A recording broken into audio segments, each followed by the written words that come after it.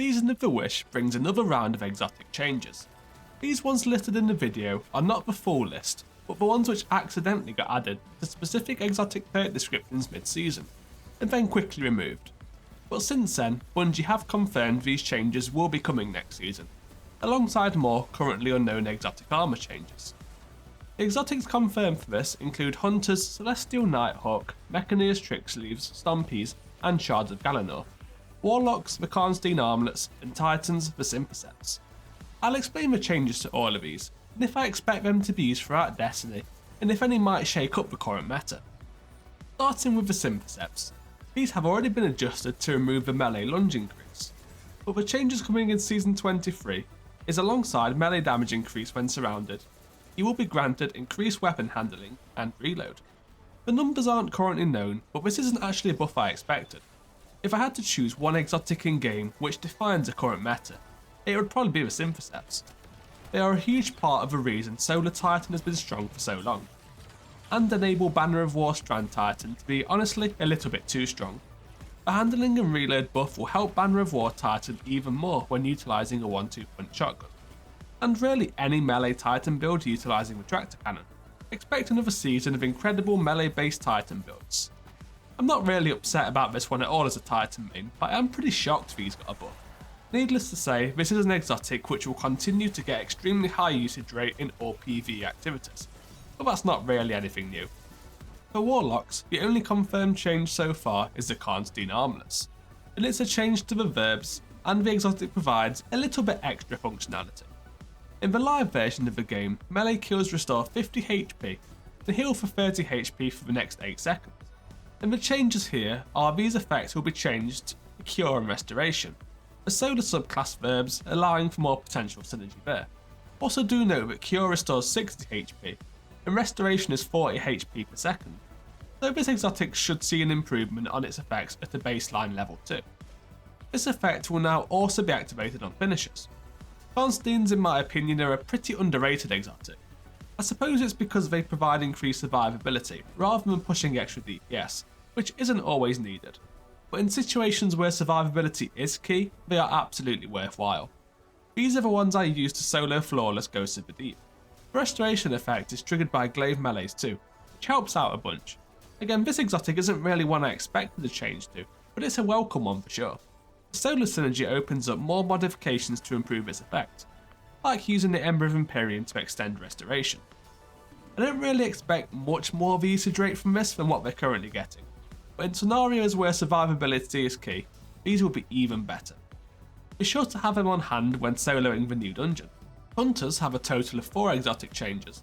I expect these to even out amongst other classes once all the changes have been released, but this is likely the job lot for Hunters, but there is some good stuff.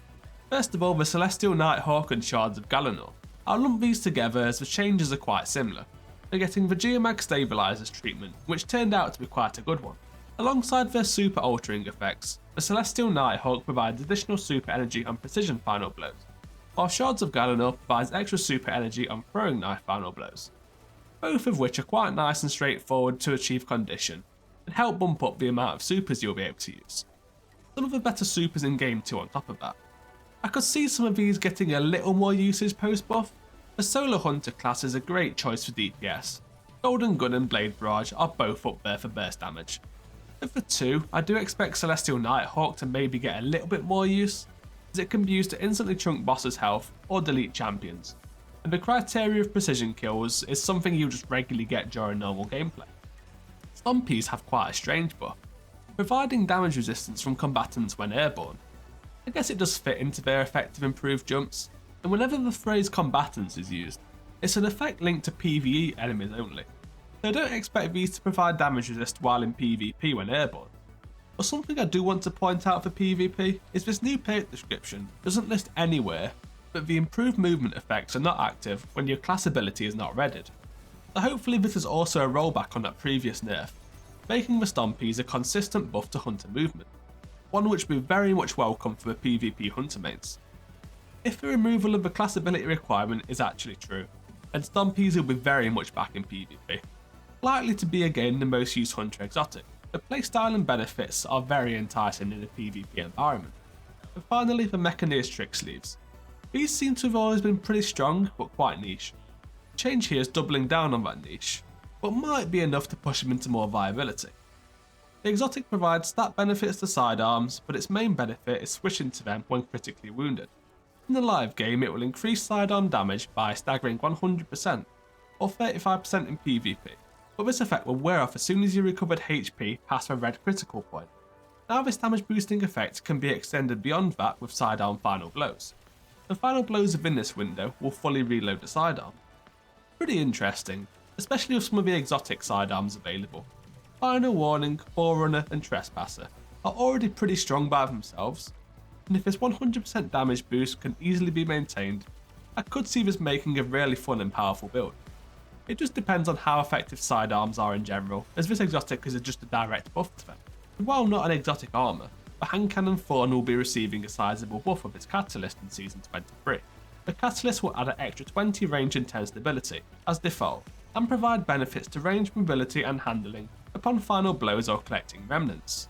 Yeah, I do expect this one to be a constant across the Crucible. It's great as is, but has a low range stat when compared to other 140 hand cannons. A help in this department with stat bumps across the board will make it one of the best. It will be interesting to see if this or the Ace of Spades has a higher usage rate next season and beyond.